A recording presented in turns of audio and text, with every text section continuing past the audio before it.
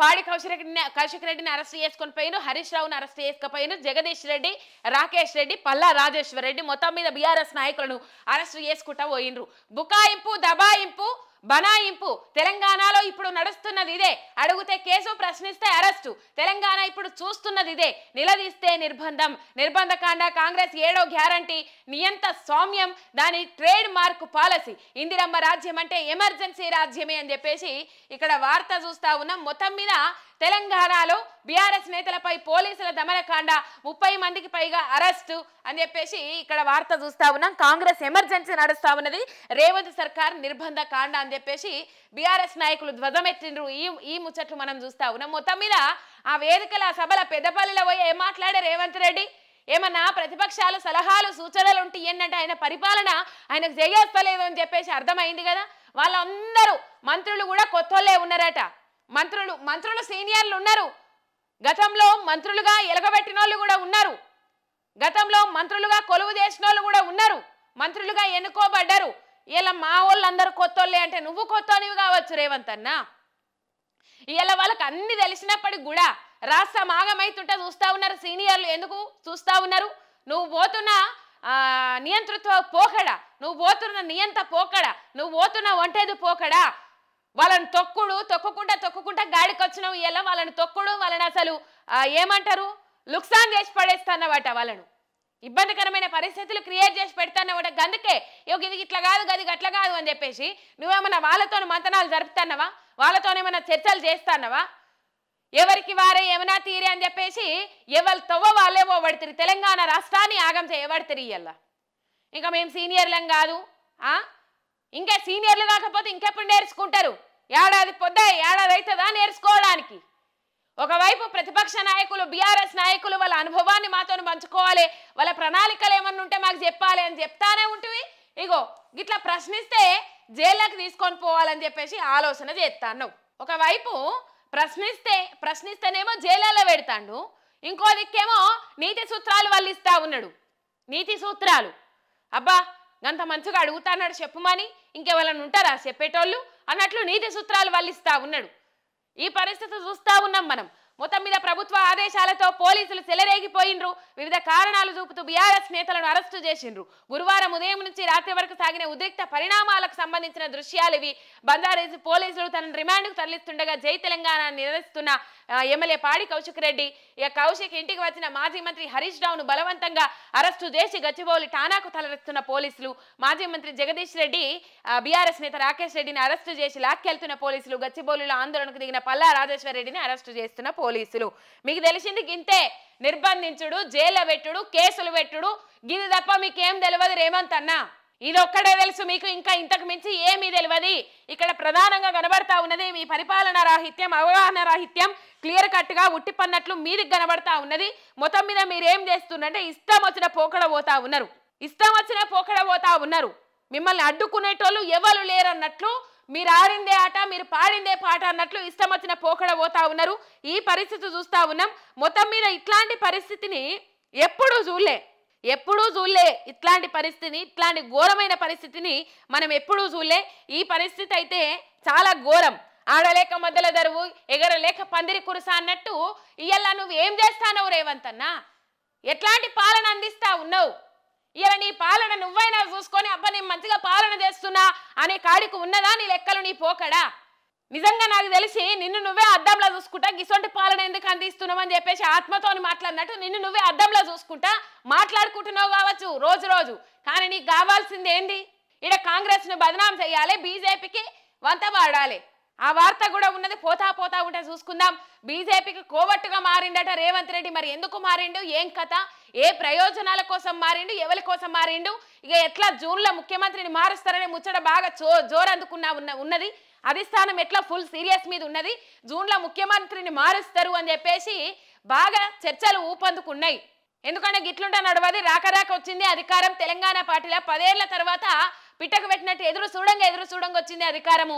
ఇలా దోసుకో పద్ధతిలో రేవంత్ రెడ్డి పోతా ఉన్నాడు. ఓ అభివృద్ధి లేదు, ఓ సంక్షేమం లేదు, ప్రజల నుంచి తీవ్రమైన వ్యతిరేకత.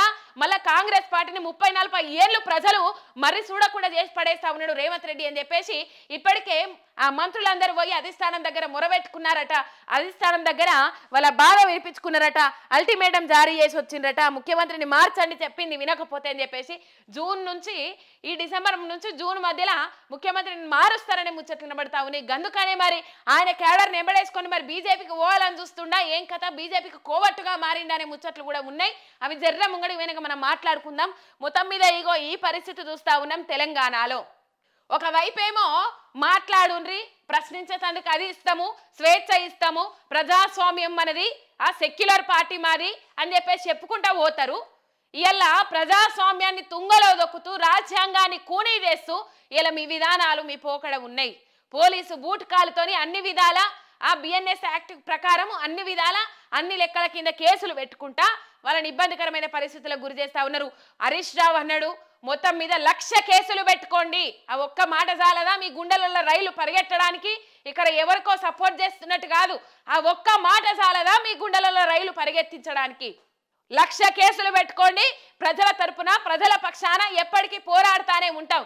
ఏం చేసిండ్రు? ఫోన్ ట్యాపింగ్ వ్యవహారం కింద పంజాగుట్ల హరీష్ రావు మీద కేసు పెట్టిపించిండ్రు. సిద్దిపేట మనిషిని దోలుకొచ్చి పంజాగుట్టల ఫోన్ ట్యాపింగ్ వ్యవహారంలో కేసు పెట్టిండ్రు. అంత పెద్దోళ్ళు ఏం కాదన్నా మీరు. మీ ఫోన్ ట్యాపింగ్లు, మీ కథలు, మీ లెక్కలు వినేటంత పెద్దోళ్ళు అయితే మీరు ఏం కాదు. ఏమన్నంటే మహిళలను వేధించుడు, లేకపోతే నిరుద్యోగులకు ఉద్యోగాల ఆశ చూపెట్టి లక్షల పైసలు దొప్పుడు గద చరిత్రలు ఉన్నాయి మీ. అంత గొప్ప చరిత్రలు ఏం కాదు మీది, వినేటంత చరిత్రలు ఏం కాదు. అంత చరిత్ర గల్లోళ్ళు మీరు ఏం కాదు. హరీష్ రావుకు పోటీ పడేటంత వ్యక్తులు ఏం కాదు. ఇది గుర్తుపెట్టుకోవాలి. ఏదో ట్రస్ట్ పెట్టి రైతులను అజ్జేసి రైతులను మభ్యపెట్టి రైతులకు ఇట్లా చేస్తున్నాం అట్లా చేస్తున్నాం అని చెప్పేసి మాట్లాడంగానే నలుగురు నుంచి పాయిరం సంపాదించుకోగానే ఇంకా 100 కుటుంబాలను మోసం చేసినావు కదా. ఆ 100 కుటుంబాలు ఏడబోతాయి. మొత్తం మీద పంజాగుట్ట పిఎస్లో ఏదైతే ఫోన్ ట్యాపింగ్ వ్యవహారం కింద కేసు నమోదు చేసిండ్రో ఆ కేసుకు సంబంధించి హైకోర్టు ఆదేశాలు జారీ చేసింది. హరీష్ రావును అరెస్టు చేయొద్దు. ఏదైతే పిటిషన్ దాఖలు చేసిండ్రో హైకోర్టులో హరీష్ రావు అది నా మీద రాజకీయ కక్షతోనే కేసు పెట్టిండ్రు, అవి అన్ని ఆరోపణలు, దాంట్లో వాస్తవం లేదు అని చెప్పేసి హరీష్ రావు పిటిషన్ వేసిండ్రు హైకోర్టులో. ఆ పిటిషన్కు స్పందించిన హైకోర్టు ధర్మాసనం హరీష్ రావును ఆ విషయంలో అరెస్టు చేయొద్దు అని చెప్పేసి ఆదేశాలు జారీ చేసింది. దెబ్బ తాకింది కదా, నవ్వేటోళ్ళ ముంగడ జారిపడ్డట్టు అయింది కదా. ఇలా నాదే నడుతుంది, నా ఇష్టం ఉన్నట్టు చేస్తా అంటే నడవదు కదా. ఇక హుజురాబాద్ ఎమ్మెల్యే పాడి కౌశిక్ రెడ్డి అరెస్ట్, సీఎం రేవంత్ పై ఫిర్యాదు చేసేందుకు ఠానాకు వెళ్లిన ఎమ్మెల్యేపై ఉల్టా కేసు, పోలీస్ స్టేషన్లోకి చొరబడ్డారని ఆరోపణ, ఇంటి తలుపులు బద్దలు కొట్టి కౌశిక్ ను అదుపులోకి తీసుకున్న పోలీసులు, బంజారాహిల్స్ స్టేషన్ కు తరలింపు, అదేమని నిలదీసినందుకు మాజీ మంత్రులు హరీష్ జగదీష్ రెడ్డి సహా ముఖ్య నేతల అరెస్ట్, హరీష్ రావుతో constable over action, Gachibowli Rayadurgam ఠానాల్లో నిర్బంధం, 12 గంటలకు పైగా కొనసాగిన ఉద్రిక్తత, ఠానాల వద్ద శ్రేణుల ఆందోళన, లాఠీ చార్జ్, అర్ధరాత్రి జడ్జి ముందు కౌశిక్ రెడ్డి హాజరు అని చెప్పేసి ఇక్కడ వార్త చూస్తా ఉన్నాం. మొత్తం మీద ఇంతకు మించి చేయొద్దు, ఓవర్ యాక్షన్ చేయొద్దు అని చెప్పేసి ఆ కానిస్టేబుల్ మాట్లాడతారట. హబీబుల్లా అన్ని నోట్ చేసుకుంటున్నాం, ప్రతిరోజు మీదే కాదు everyday is a not a Sunday అని చెప్పేసి హరీష్ రావు మాట్లాడినరు. మొత్తం మీద ఇలా ఈ పరిస్థితి ఉన్నది. కక్షల కోసం అధికారంలోకి వచ్చిన రేవంత్ రెడ్డి ఇలా ప్రజాస్వామ్యాన్ని గుప్పిట్లో పెట్టుకొని నేను ప్రజల చేత ప్రజల కొరకు ప్రజలే ఎన్నుకోబడ్డ ప్రభుత్వం ప్రజాస్వామ్యం అని చెప్పేసి నిర్వచనం ఉంటుంది. ఆ నిర్వచనాన్ని ఇలా మార్చేస్తున్నావు.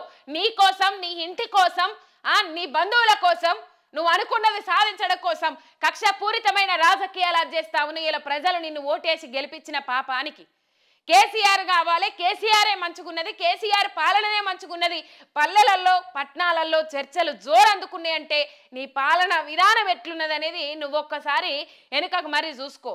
మంచిగా చెప్తున్నాం రేవంత్ అన్న, వెనుకకు చూసుకుంటే ఏమన్నా మిగిలి ఉండాలని నువ్వు చేసింది. ఇలా ఫార్మా సిటీ కడతా, ఫ్యూచర్ సిటీ కడతా, ఫార్మా క్లస్టర్లు పెడతా, ఫ్యూచర్ సిటీ పెడతా, ఇంకో 50,000 ఎకరాలు కావాలి, 50,000 ఎకరాలు ప్రజల దగ్గర గుంజుకుంటా, ప్రజలను ఇబ్బంది పెడతా, అన్ని కడతా అంటే అది ఎవరి అభివృద్ధి కోసం, ఎవరి బాగు కోసం కడతావు? నువ్వు నీ కోసమే కదా, మీ జేబులు నిండుతందు కోసమే కదా. ఇట్లా భూములకు ఎసరు పెట్టుకుంటా 50,000 కోట్లు 10,000 కోట్ల భూములన్నీ ఆంబుక్క పెట్టుకుంటా పప్పు బెల్లాల లెక్క పంచుకోబడుతుంది. ఒకప్పుడు తిట్టిన వాటినే ఇలా మళ్ళీ వాటితోని ఒప్పందాలు గురించుకొని వాళ్ళకి కాంట్రాక్టాలు అప్పచెప్పబడుతుంది. మొత్తం మీద ఈ పరిస్థితి చూస్తా ఉన్నాం. ఈ దమనకాండను మనం ఎప్పుడు చూడలే, ఇట్లాంటి పరిస్థితిని మనం ఎప్పుడు చూడలే. ఇగో ఇది పరిస్థితి చూడుండ్రి.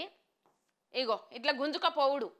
బీఆర్ఎస్ నేతల అక్రమ అరెస్టును నిరసిస్తూ గచ్చిబౌలి పోలీస్ స్టేషన్ వద్ద ధర్నాకు దిగిన మహిళా నాయకులు సుశీలారెడ్డి, కీర్తిలతను బలవంతంగా అరెస్టు చేసి తీసుకెళ్తున్న పోలీసులు అని చెప్పేసి ఇక్కడ వార్త చూస్తా ఉన్నాం. ఇది ఇక పాలన గాలికి ప్రశ్నిస్తే జైలుకు, పరిపాలన తీరులాదు, ఓ తర్వాయి లేదు, ఓ పద్ధతి లేదు, ఓ తరీక లేదు. మీ కథ ఏంది, మీ లెక్కేంది, మీ లక్షణం ఏంది, ఏం అర్థమైతే లేదు. తెలివని పాపం చెవులకు దారం అన్నట్టున్నది పరిస్థితి, తెలివని ఘోరం చెవులకు దారం అన్నట్టున్నది పరిస్థితి.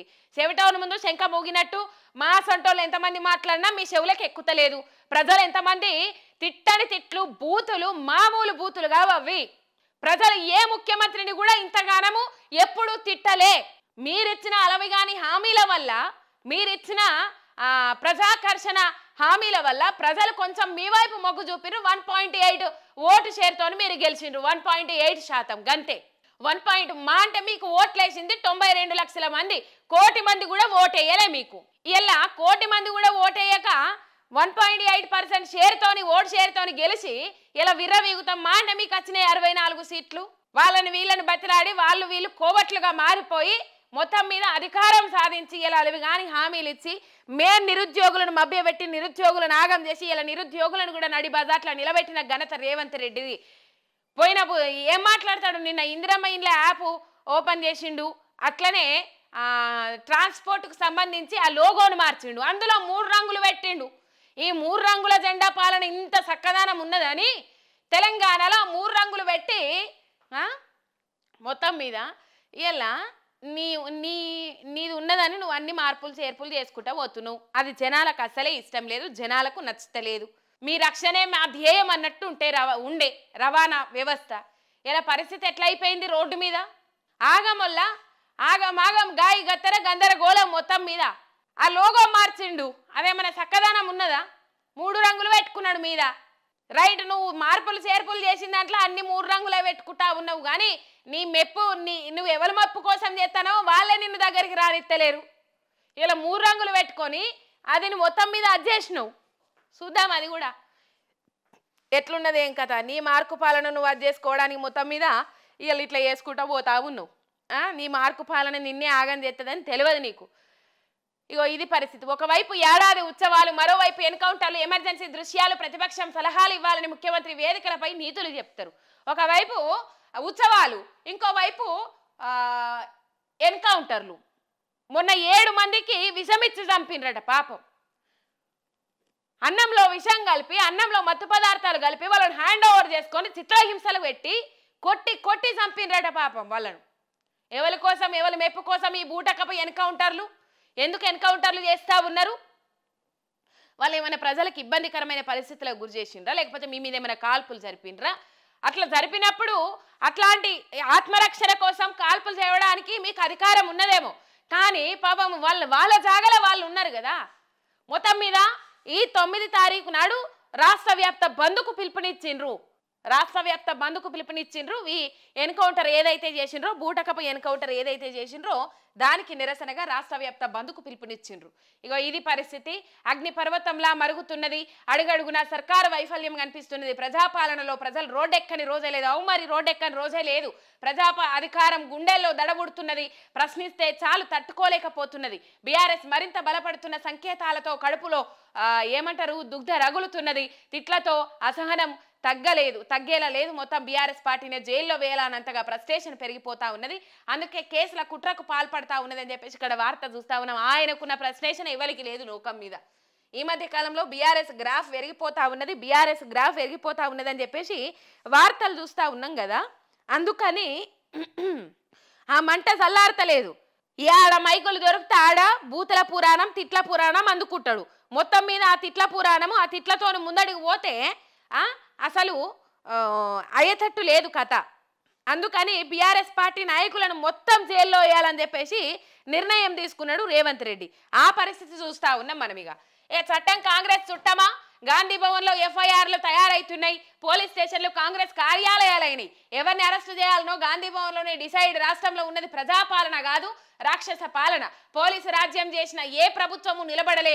ఎమర్జెన్సీ పాలనను కూకటి వేలతో పికిలించారు. 12 గంటలైనా కౌశిక్ బెయిల్ ఎందుకు ఇస్తలేరు? పోలీస్ కమిషనర్ ఆనంద్ డీజీపీ సమాధానం ఇవ్వాలి. బీఆర్ఎస్ నేతలందరినీ వెంటనే విడుదల చేయాలి. బీఆర్ఎస్ నేత మాజీ మంత్రి హరీష్ రావు డిమాండ్ చేసిండ్రు. మొత్తం మీద తనపై నిఘా పెట్టిరని, ఫోన్ ట్యాప్ చేస్తున్నారని కౌశిక్ ఫిర్యాదిస్తే ఆయనపై ఉల్టా కేసు. ఎట్లా అరెస్టు చేస్తారని స్టేషన్కు పోతే హరీష్ సహా నేతల అరెస్టు. మొత్తం మీద ఈ తప్పుడు కేసులేందని దర్రా చేస్తే బీఆర్ఎస్ నాయకులపై లాఠీ చార్జీ. ఇదేం పద్ధతిని ఆందోళన చేపడితే వారిపైన పోలీస్ కేసులు. ఇది ప్రజాపాలన, నిర్బంధ పాలన అని చెప్పేసి ఇక్కడ వార్త చూస్తా ఉన్నాం. మొత్తం మీద ఇది ప్రజాపాలన కాదు, నిర్బంధ పాలన. నిజాం నిరంకుశత్వ పాలనను మించిపోతా ఉన్నది రేవంత్ రెడ్డి పాలన అని చెప్పేసి జనాలు మాట్లాడుతూ ఉన్నారు, బీఆర్ఎస్ నాయకులు మాట్లాడుతూ ఉన్నారు. రాను ఈ 4 ఏళ్ల పొద్దులో నిజంగా నిజాం నిరంకుశత్వ పాలనని నయ్యమని అనుకునేటట్టు వస్తుందేమో, అనుకునే రోజులు వస్తాయేమో అని చెప్పేసి మాట్లాడుతూ ఉన్నారు. ఈ రేవంత్ రెడ్డి నియంతృత్వ పోకడను చూసి మొత్తం మీద అధిష్టానం ఎవరు సై అంటలేరు. అధిష్టానం ఇప్పటికే దూరం పెడతా ఉన్నది. అయినప్పటికీ కూడా ఈ పరిస్థితి ఘోరమైన పరిస్థితి ఉన్నది, మనం చూడొచ్చు. రైట్, ఇగో ఈ పరిస్థితి 12 గంటలైనా కౌశిక్ బెయిల్ ఎందుకు ఇస్తలేరు? పోలీస్ కమిషనర్ ఆనంద్ డీజీపీ సమాధానం ఇవ్వాలి అని చెప్పేసి బీఆర్ఎస్ నేతలందరినీ వెంటనే విడుదల చేయాలని చెప్పేసి బీఆర్ఎస్ నేత మాజీ మంత్రి హరీష్ రావు డిమాండ్ చేసిర్రు. ఒకసారి ఆ వీడియోలు చూద్దాం. మనం నిన్నటి వీడియోలు ఉన్నాయి మన దగ్గర. ఆ వీడియోలు ఒకసారి మనం చూద్దాం. ఏంది, ఏం కథ, ఏ పరిస్థితి అని చెప్పేసి మనం చూద్దాం ఒకసారి. ఇక ఆ వీడియోలు మీకు నేను ప్లే చేసి చూపెడతా. హరీష్ రావు ఏం మాట్లాడిర్రు, ఏం కథ అనేది నేను ఒకసారి చూపెడతా ఆ వీడియోలన్నీ మీకు. ఆ పోలీసులు బాధలు చెప్పుకునే పరిస్థితి ఏర్పడ్డది. ఒకసారి నువ్వు బిహేవ్ చేయడం లేదు. ఒక గల్లీ నాయకుడిలాగా, ఒక ముఠా నాయకుడిలాగా, ఒక ఫ్రాక్షనిస్ట్ లాగా ఆ విజ్ఞత నీకు లేదు. ముఖ్యమంత్రిగా నువ్వు బిహేవ్ చేయడం లేదు.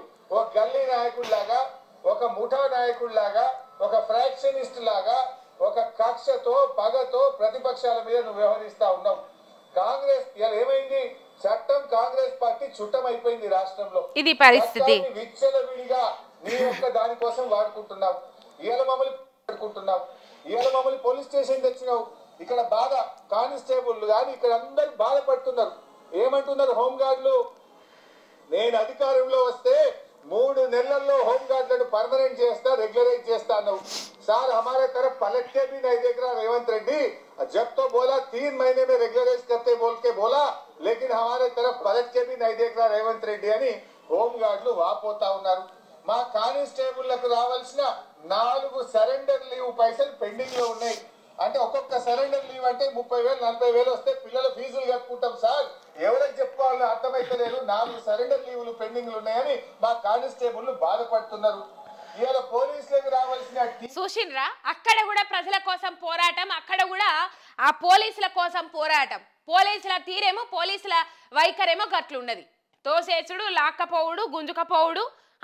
ఇక అక్కడ కూడా పోలీసుల బాధలే చెప్పబట్టి ఆడబోయి కూడా చూడుండ్రి. కనీసం హోంగార్డులకు కానిస్టేబుల్స్కు రావాల్సిన స్టైఫండ్ ఏదైతే ఉంటుందో జీతం మీద అవి కూడా వస్తలేవట, అవి కూడా మింగుతా ఉన్నారట. ఈ పరిస్థితి ఉన్నది. వాళ్ళు కూడా బాధలు చెప్పుకుంటా ఉన్నారట పోలీస్ స్టేషన్లో. వీళ్ళని నిర్బంధించి పోలీస్ స్టేషన్లో పెడితే ఆ పోలీసు వాళ్ళు వీళ్ళతో బాధలు చెప్పుకుంటా ఉన్నారట. ఇది ది గ్రేట్ రేవంత్ రెడ్డి పాలన.